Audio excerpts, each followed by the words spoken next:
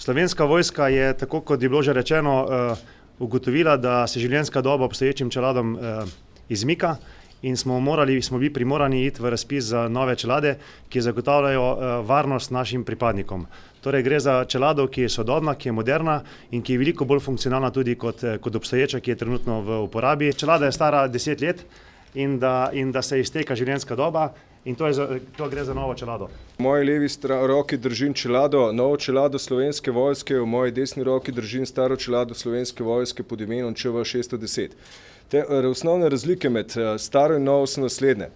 Moderna čelada omogoča interoperativnost čelade z aktivnimi glušniki, ker danes postajajo tudi nov standard zaščite za modernega vojaka.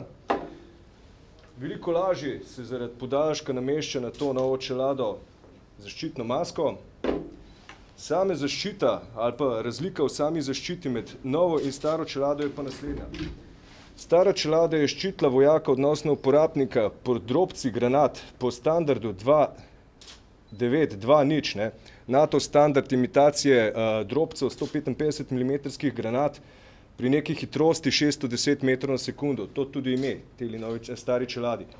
Nova čelada ščiti uporabnika po temu istem standardu z hitrostjo do 670 metrov na sekundo.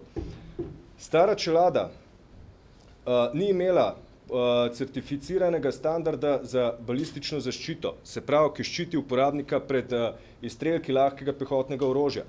Nova čelada ščiti uporabnika nekako do kalibra 44 Magnum.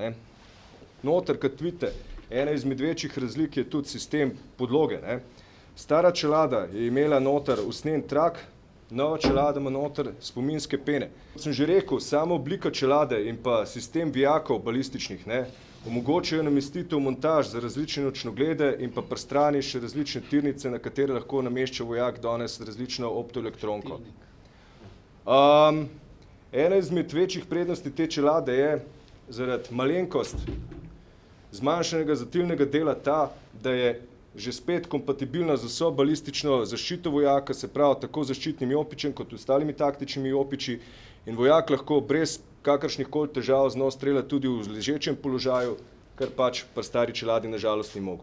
Na novi čeladi smo obdržali, tako kot na stari, varnostno sponko, ki se odpre pri 80 newtonih, enako je to tudi pri novi slovenski čeladi, kakor v primeru zadetka se samodejno odpre ta varnostna sponka in s tem omogoča večje preživetje vojaka. V nasprotnem primeru, če bi čelada ostala na glavo, obstaja velika verjetnost, da bi se mu polomil tilnik.